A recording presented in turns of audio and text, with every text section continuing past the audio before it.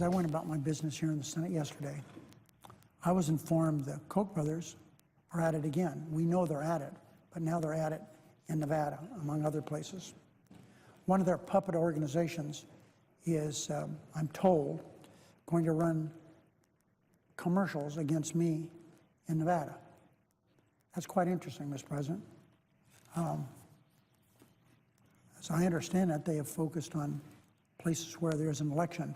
They may not know that, but I'm not running for anything I have to wait a few years until my 6-year term is up. What is the issue that they raise in those ads that they say they're going to run in Nevada? That by my criticizing the Koch brothers, I've attacked their freedom of speech. All right, folks, welcome to Give Me Five. That's Harry Reid blasting the Koch brothers again because he can't control himself and because he fears them. Here's more.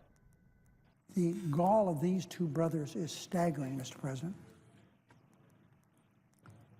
Keep in mind, they're the 5th richest people, not in whatever state they live in. They have lots of different homes in America. They are the 5th richest people in the world. In the world. These two mogul multi-billionaires are so eager to force their will on the American people that they'll do it even in the face of their own hypocrisy, which we have already established some time ago. So, Mr. President, I am beginning to think that April Fool's Day arrived a day early. You see, Mr. President, it's a fool's errand for the Koch brothers to think they can use their money to frighten me. Oh, nobody frightens Dirty Harry.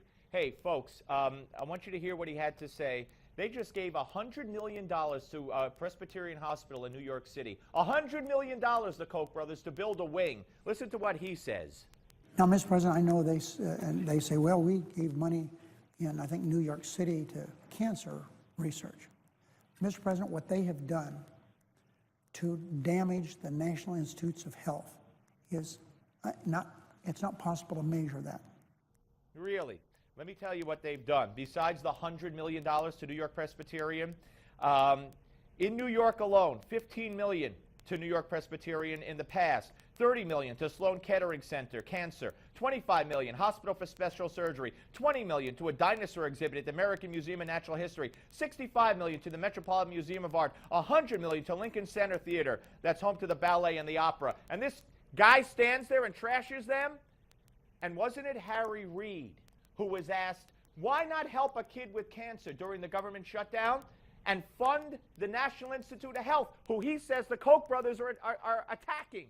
And this is what Harry Reid said to the CNN reporter who asked, why not save one kid if you can? But if you can help one child who has cancer, why wouldn't you do it? Listen. Because that Head Start model never did. Why pit one against the other? Why would we want to do that? I have 1,100 people at Nellis Air Force Base that are sitting home. They have a few problems of their own. They have a few problems. Why would we want to do that? Why would we want to help a kid with cancer? I have people who are laid off now. They got problems of their own. Screw the kid with cancer. And this is the man, the caliber, the quality of the man who attacks the Koch brothers because he disagrees with them?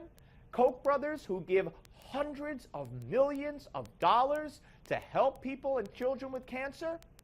When this guy had a chance to help one kid and he said, why would I do that? That's what the argument boils down to. Harry Reid and that statement against the Koch brothers and the good that they have done. And I was just citing what they've done in New York City. That's New York City. You pick. You choose. You weigh the two sides in this ridiculous, nonsensical war that's being waged by the left and Harry Reid against two fine Americans who happen to be wealthy. I know that makes them evil. I know that makes them enemies of America and un-American. But you pick. Who would you rather have on your side, the Koch brothers or Harry Reid? On the Steve Malzberg Show, Newsmax Television.